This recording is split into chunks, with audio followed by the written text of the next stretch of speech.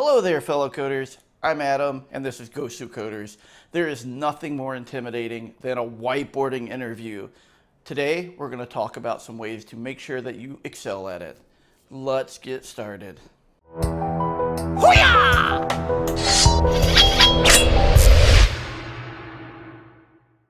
All right, now let me explain to you. First off, there are many different types of whiteboarding interviews. They may actually ask you to go up and write code on the board. They may actually ask you to draw diagrams detailing out system architecture.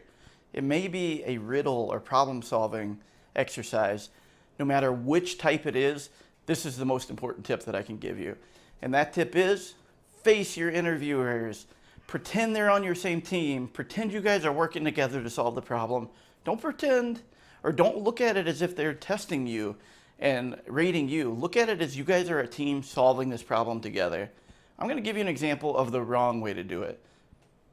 All right, so I've been asked to detail out a tic-tac-toe system architecture.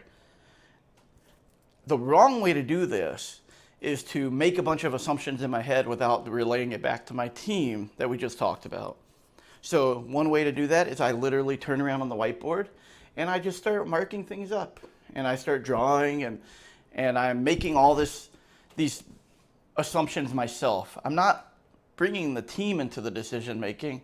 I'm literally doing this by myself. Tic-tac-toe, simple, right? We should know how that works. That's the wrong way to do it. Very unengaging. The team that is interviewing you doesn't want team members like that. They want team members that know what they don't know. They ask questions. They can relate to them. They verify assumptions. So let me give you an example. So now the right way to do it is I've been asked to do a system diagram for a tic-tac-toe game. All right, I'm gonna pretend right now like I am talking to my interviewers. Okay, I think I understand the rules to tic-tac-toe, but let me just verify a few of the requirements here. Requirement one that I'm thinking about is, do we want it to be played by 2 players, or should it be 1 human player versus 1 AI player?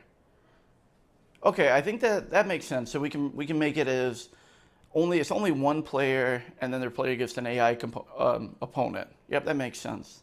So I'm gonna keep that in mind for my design. What about the situation where player 1 and player 2, player 2 being the AI, should we always make player 1 the X, or should they be allowed to pick whether they start first, or should it be randomized? Okay, we'll go under that assumption that it's randomized. First player is assigned O, second player is assigned X. I like that. What about the finish state of the game? You know, we know how to detect when a game is over. You know, it's either player 1 won, the AI player won, or it's a draw. In any of those states, we probably should have some sort of screen where they can just play again. Do we want to keep track of those states? Do we want... Okay, so we should keep track of those. I got you. Okay, so what we'll do then is we will keep track of the number of wins each player has, the number of losses, the number of draws. At the end of every game, we're going to have a screen that pops up that lets them play again.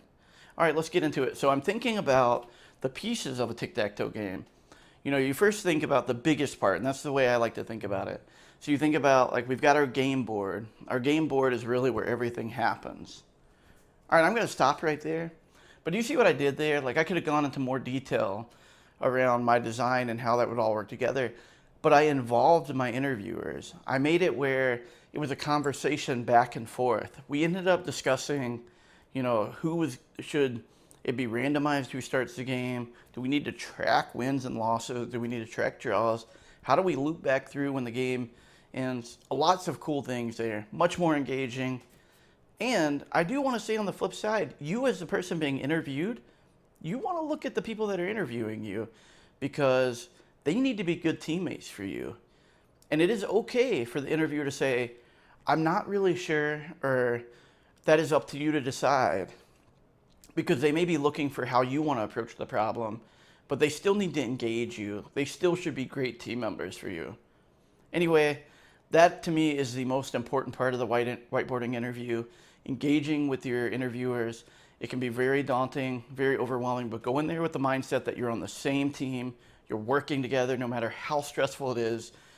Go in there with that mindset and just pretend like everything else doesn't matter and that you and your team are solving the problem in front of you.